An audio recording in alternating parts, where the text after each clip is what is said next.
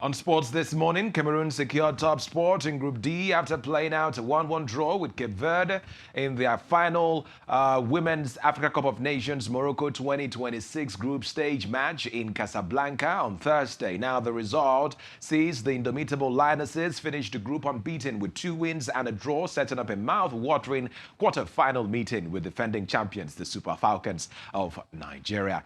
Verde, meanwhile, earned a historic first-ever point in their maiden CAF WAFCON appearance. The indomitable Lionesses now turn their attention to a blockbuster quarterfinal encounter against Nigeria. The quarterfinals begin on Saturday with Ivory Coast taking on Algeria in Casablanca before host Morocco face defending runners-up South Africa in Rabat. On Sunday, Cameroon will meet Nigeria in Casablanca, while Malawi, the Flames of Malawi, will be up against the Black Queens of Ghana in Rabat. Now, the 4 quarterfinal winners, or if you want to put it differently, the semi-finalists will qualify for the 2027 FIFA Women's World Cup in Brazil. Lots of criticism for how the Falcons have played, even though we've made it this far.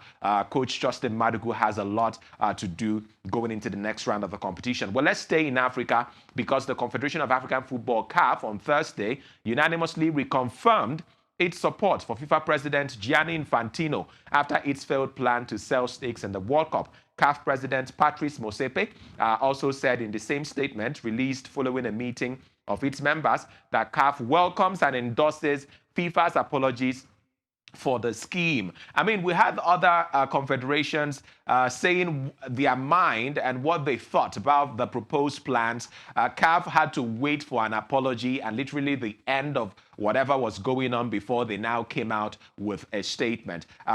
Elsewhere, European teams could still boycott competitions, including the World Cup. As UEFA says, FIFA defense of its president, Gianni Infantino, changes nothing.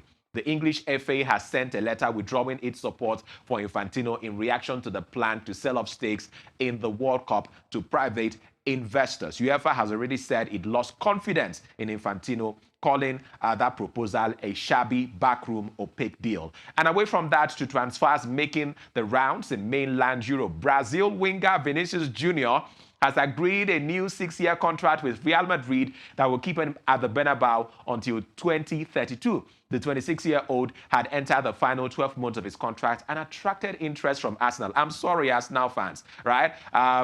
Signing big stars is not for everybody. However, Real Madrid announced on Thursday the two parties have agreed to extend his deal to 30th June 2032. And he posted on Instagram, 8 years at the Bernabeu are too short, 6 more years and then forever. And lastly, Real Madrid have signed Ivory Coast international Yan Diomande from RB Leipzig for a fee worth up to 140 million euros. Give it up for who is about to become, well, the most expensive African player at the moment, surpassing the 72 million as now paid for fellow Ivory Coast international Nicolas Pepe in 2019. He was previously a target for Liverpool, who had an initial bid of 69 million rejected in June, and they searched for a replacement for Mo Salah, who joined Turkish club Trabzonspor on Thursday, and what a welcome they gave him. Well, Diomande is Real's 6th signing of the summer under new coach Jose Mourinho, joining Bernardo Silva, Ibrahim Konate, Denzel Dumfries, Marc Cucurella, and Carlos Espy. Well, that's sports for you this morning.